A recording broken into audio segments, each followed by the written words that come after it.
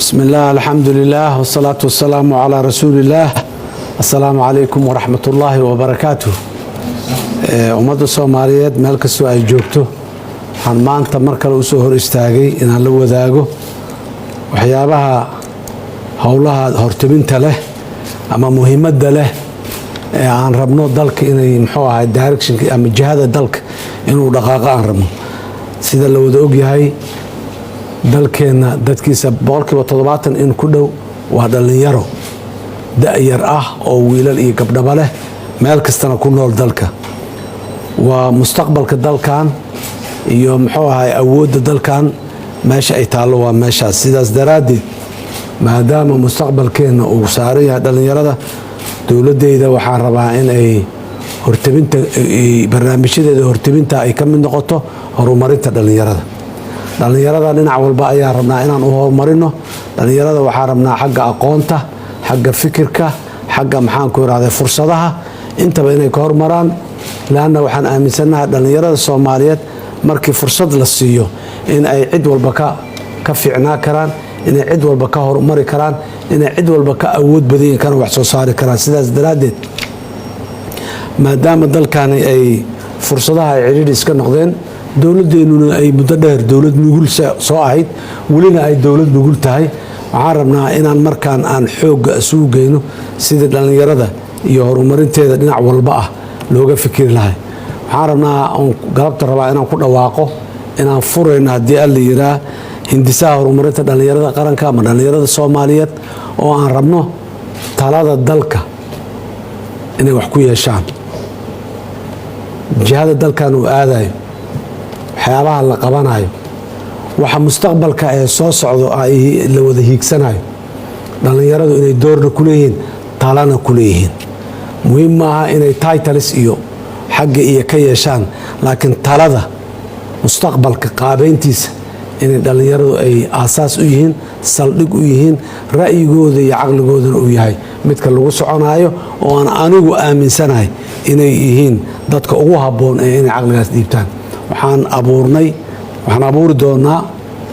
ayadoo dalka guud ahaanba saaxada siyaasadda inaan furno aan rabno oo sida dastuurkeena uu cadaynaya aan rabno in xuquuqda isu imaatinka xaqa isu imaatinka xaqa wada tashiga xaqa afkaarta xorta ah oo madax bannaan dadku inay gudbiyaan ayadooba dastuuri ay tahay meel taallo haddana inaan abuurno jawi dhalinyaradu isugu imaan karaan ra'yigoodana ay dowladnimada iyo qaabeynta mustaqbalka Soomaaliya oo dhan ay ku beerin karaan shirweyne qaran oo dhalinyarada Soomaaliyeed ah dal iyo dibad meeshii ay joogaanba inay wakiiladooda isaga yimaadaan oo ay ka shiraan ajandayaal mucayyana oo ku saabsan qaabeynta mustaqbalka ummadda iyo qaabeynta mustaqbalka dalkan waxaan rabnaa markaa in dhalinyarada Soomaaliyeed meel kasta ha joogaan ay u diyaar garoobaan madaladaas ama shirweynahaas qaran oo aan mar dhow deydkiisa soo cayimi doono soona sheegi doono wuxuu ka mid yahay waxyaabaha hortiminta u leh dhalinyarada ujeedooyinkeedana uu yahay in xiriirka dhalinyarada iyo dowladdana la xoojiyo xiriirka dhalinyarada dhexdooda iyaga ah gobollo kala duwan ha ku noolaadeen dalal kala duwan ha ku noolaadeen mihnado kala duwan iyo ha ku jireen iyo inay iska warqabaan oo dhalinyaro ahaan dhalinyaradu ay iska warqabto dhalinyaro ahaanna xaqa ay leeyihiin iyo danaha ay leeyihiin iyo waajibaadka dalka uu ku leeyahay ay fulinayaanba wax ay ka tashadeen oo ay iswarsadeen oo ay ka doodeen oo isaga warqabaan inay noqoto ayaan aad iyo aad yaan ugu talinaynaa una rabnaa inaan ka sheegno shirweynayaashu waa isdaba socon doonaan dalka gudihiisa marba meelaa lagu qaban doonaa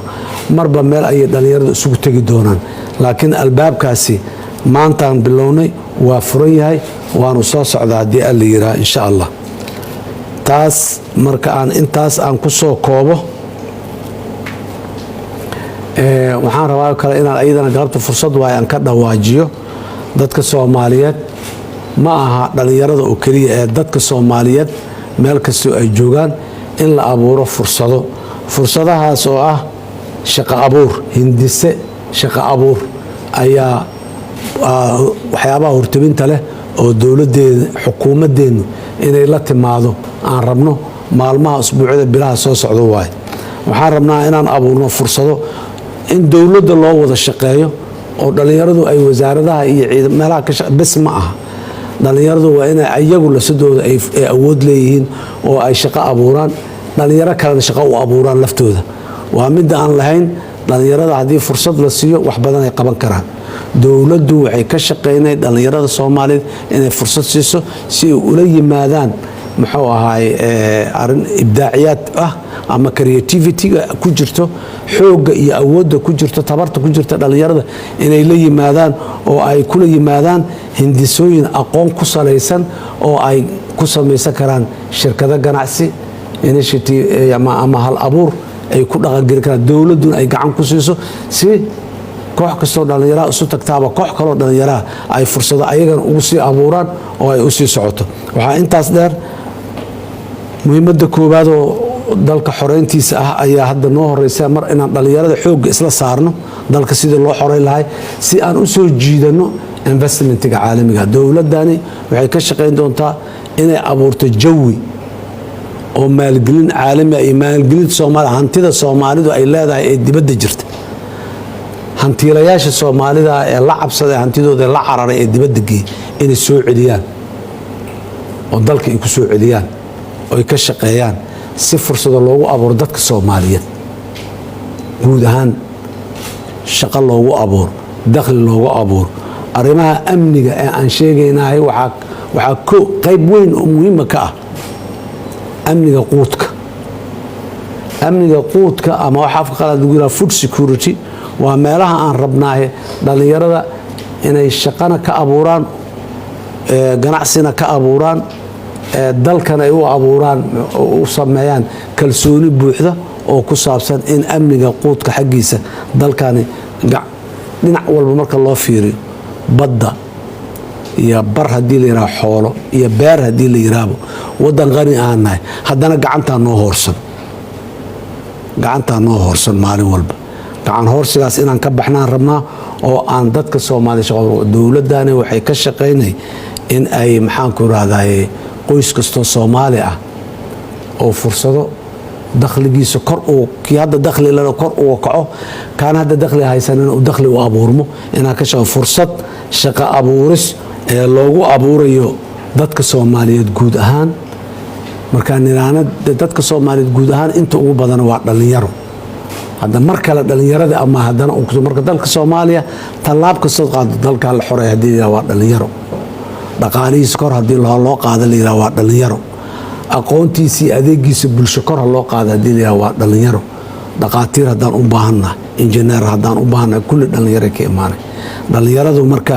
xoogga noocaas ah in fursado la siiyo oo ay dalkooda iyo dadkooda wax ugu qabtaan